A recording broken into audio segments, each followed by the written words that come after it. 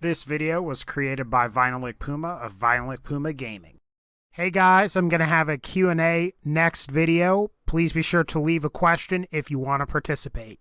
Hey guys, back with another Fallout 4 video, and today I wanted to talk about this current state of Fallout 4 and the Season Pass, and I'm probably just going to ramble in this video, but I want to talk about some things and some issues that I have with Fallout 4. Before I talk about some of the issues that I have, I want to talk about some of the good things about Fallout 4 and Bethesda and whatever, so we'll go ahead and we'll discuss that, and most of that has to do with Fallout 4's revamped survival mode that got added with patch 1.5. And honestly, I really like survival mode. For me, it is the right difficulty. It's not insanely hard to where I want to bash my face in, but it's also challenging enough to where you have to be somewhat strategic and careful in how you approach a lot of areas. And I think really the best part about the Fallout 4 survival mode that they redid is that it was a free patch, and honestly,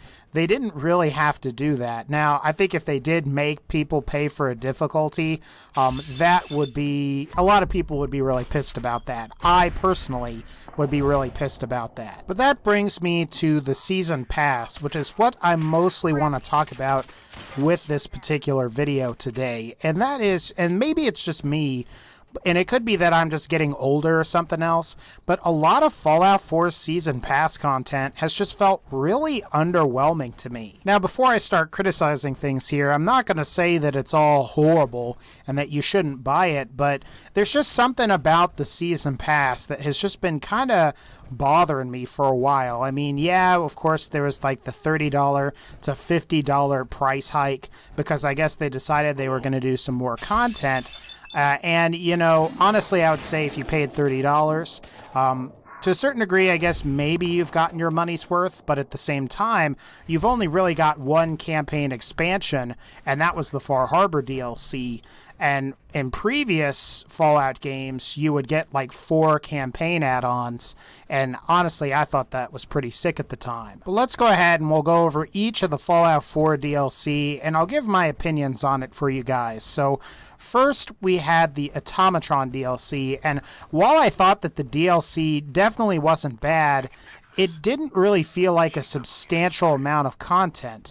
I mean, there are only about 4 to 5 missions or so in the Automatron DLC, and you can beat the DLC questline in about 2 to 3 hours. And while I think that the Automatron DLC definitely had some charm, and the NPCs were good, and even some of the like gear that you got and settlement construction objects were really useful, I ultimately wish that there was just a lot more here. If you look back to some of the previous Fallout DLCs for like Fallout 3 or even New Vegas, I mean, if you didn't go to like this entirely new map or whatever, you did go to like this really new and interesting area.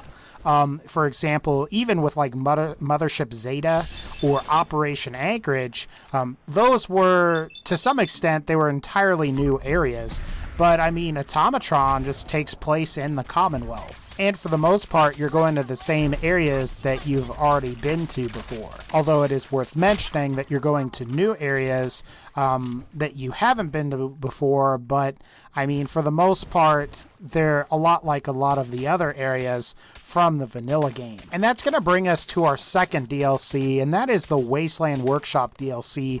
And, you know, while it certainly added some cool features like the electrical water pump, the decontamination arch, concrete structure pieces, which you can sink or raise like into the ground, which made it to where you could have more flush building projects or whatever. And then maybe there are some other things like that fusion core power object that provides like 100 electrical power, which is awesome, by the way.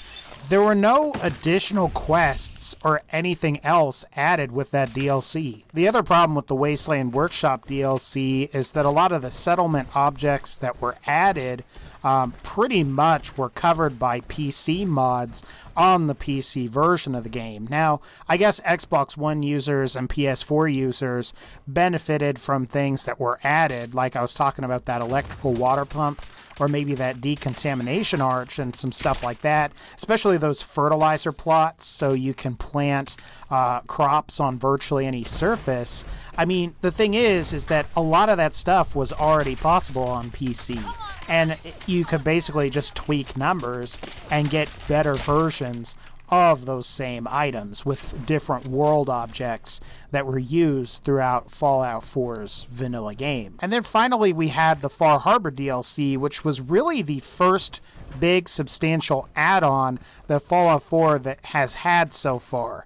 And according to the developers over at Bethesda, this is the largest landmass that they've ever done in a DLC for any of their games. That includes Elder Scrolls and Fallout. On the one hand, I like this DLC as it added about 5 new weapons, including some totally unique variants with unique models as well, so that was good.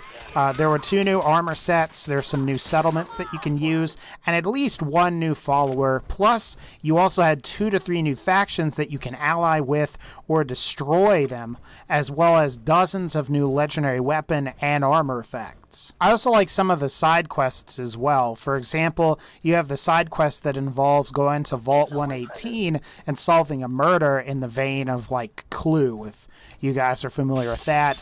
Or you have the Red Death side quest, which I won't try to spoil here, but it's a pretty cool side quest. While I would say that Far Harbor DLC is fairly well done, I just get this general feeling that we've gotten less and paid more for the DLC content for Fallout 4 overall. Imagine if the Automatron DLC and the Wasteland Workshop DLC both were merged together and there was a significantly longer quest line for both. In my opinion, that would have been a lot more interesting than what we ultimately got from both separately. If you look at some of the previous expansions for Fallout 3 and New Vegas, most of those were about $10 and featured an entirely new map to explore, or at the very least you got this new area that maybe even if it was like one little condensed thing, it was entirely different. It had some new assets and cool stuff. Far Harbor, on the other hand, is $25, and it feels like it's the same size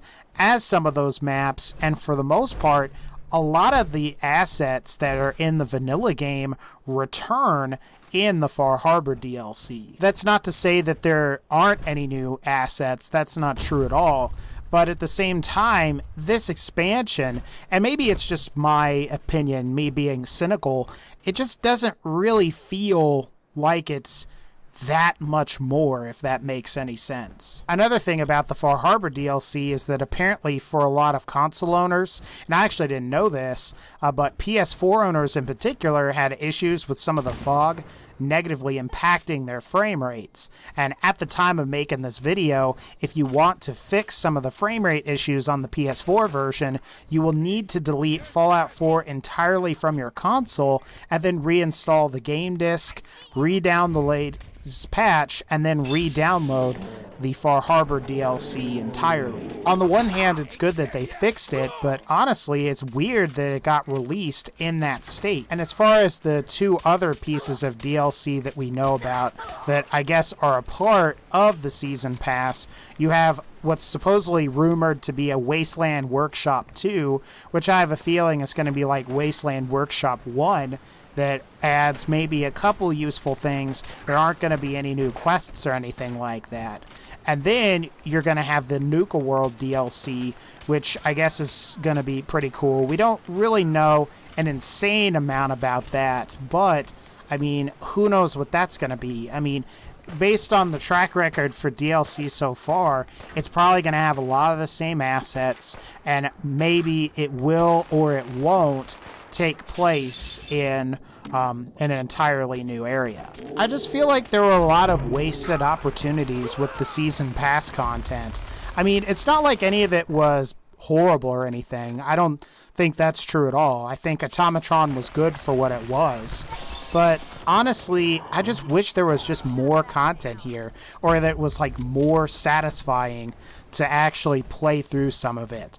And really, Automatron was okay, but like Wasteland Workshop, I mean, honestly, if you had the PC version, you could do a lot of that stuff with mods for the game. And Far Harbor was good, but despite having the largest landmass of any Fallout or Elder Scrolls expansion, for whatever reason, it just felt small to me. Anyway, guys, I think that's going to pretty much wrap up this ramble here. If you like this video, please be sure to leave a like. We are going to have that Q&A. I don't know if we're going to have that on June 8th or June 9th. We'll have to see how things go. I kind of want to see what happens because supposedly E3 is going on right now, and we will probably hear something about Fallout at E3, at least I would assume. We'll probably hear about Wasteland Workshop 2 or the Nuka World DLC, which the Nuka World DLC could be pretty interesting. We'll just have to see when things ultimately come into fruition. As always, if you like this video, please be sure to leave a like, and take care, and I'll see you all next time.